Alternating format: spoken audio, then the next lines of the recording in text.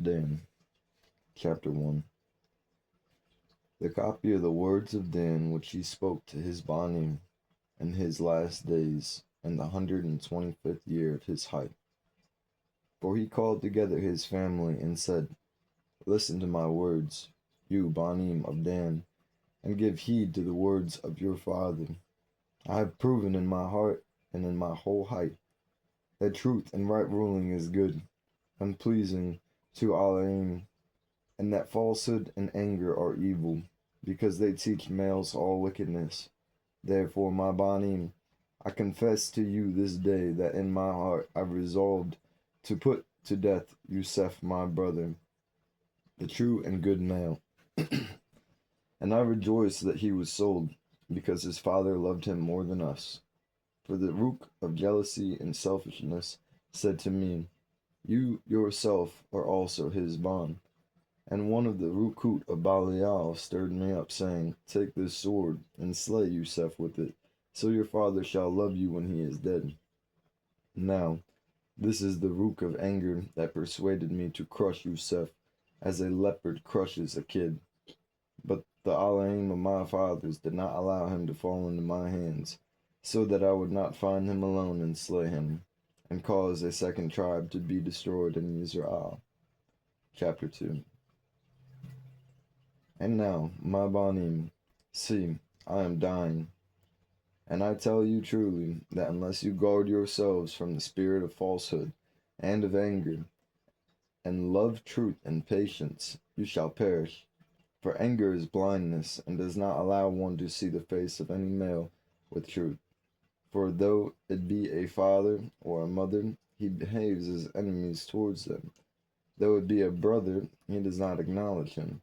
Though it be a Nabi of Yahuwah, he disobeys him. Though a righteous male, he does not regard him. Though a friend, he does not recognize him. For the root of anger surrounds him with the net of deceit, and blinds his eyes and darkens his heart through falsehood, and gives him its own distinct vision. And with what does it surround his eyes? With hatred of heart, so as to be envious of his brother? Chapter 3. For anger is an evil matter, my Banim, for it troubles even the being itself, and it makes the body of the angry male its own, and it gains mastery over his being, and it brings power upon the body to work all wickedness. And when the body does all these matters, the being determines what is done to be right, since it does not see righteously. Therefore he is angry, or he that is angry, if he is a mighty male, has a threefold power in his anger, one by the assist of his servants, the second by his wealth, by which he wickedly persuades and overcomes, and thirdly, having his own natural power, by this he works the evil. And though the male of wrath is weak, yet he has power twofold of that which is by nature, for wrath continually aids in lawlessness. This rook always goes with falsehood at the right hand of Shaitan, that his deeds may be worked with cruelty and falsehood. Chapter 4. Understand therefore the power of wrath, that it is worthless. For first of all it gives provocation by word, and then by deeds it strengthens he who is angry, and with sharp looses disturbs his heart, and so stirs up his being with great wrath. Therefore, when anyone speaks against you, do not be moved to anger. If any male praises you as Kodush males, do not be uplifted. Do not be moved either to delight or to disgust. For first it pleases the hearing, and so makes the heart keen to perceive the grounds for provocation. And then being enraged, he thinks that his anger is proven right. If you fall into any loss or ruin, my Banim, do not be afflicted, for this very rook makes that which is perishable desirable, in order that he may be enraged through the affliction. And if you suffer loss voluntarily or involuntarily, do not be distressed, for wrath is, or with falsehood rises from confusion.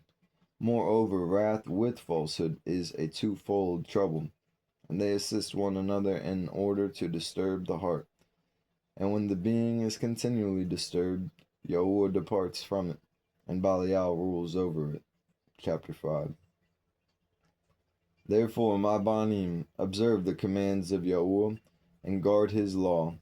Depart from wrath, and hate falsehood, so that Yahuwah dwells among you, and Belial flees from you.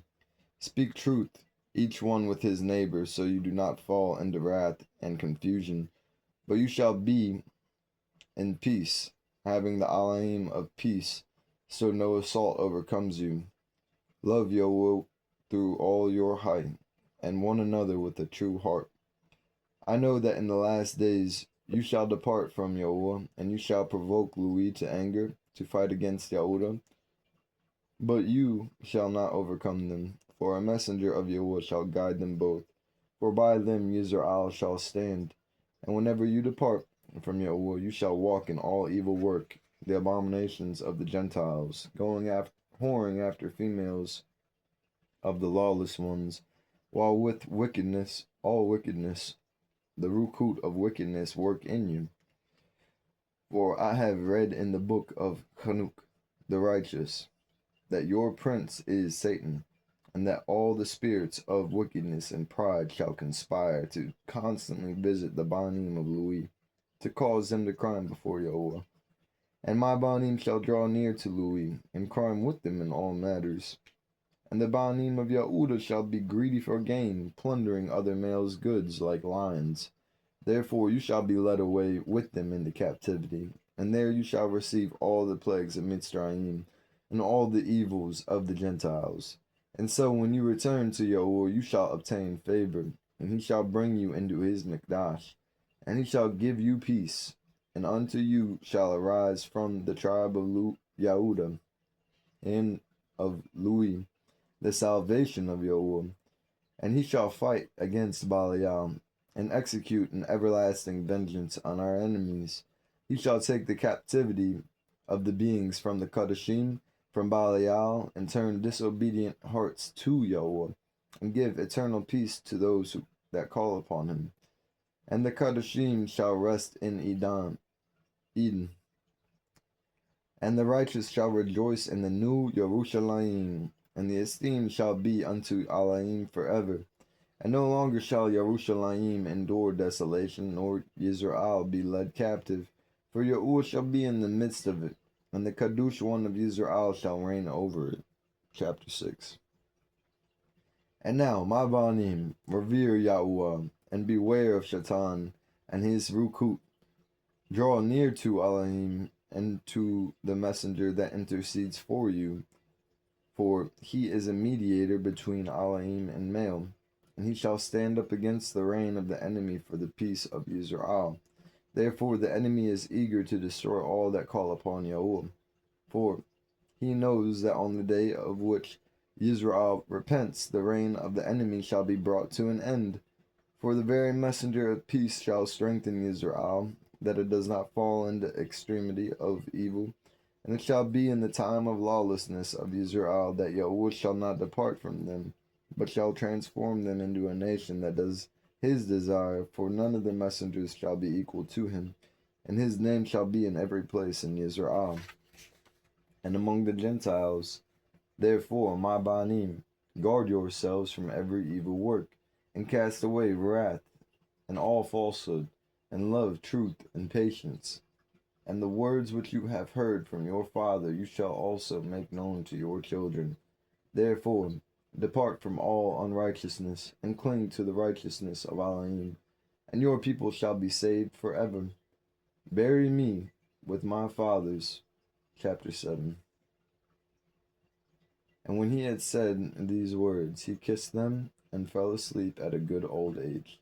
And his Banim buried him, and after that they carried up his bones, and placed them near Abraham, and Yitzchak, and Yaaqub.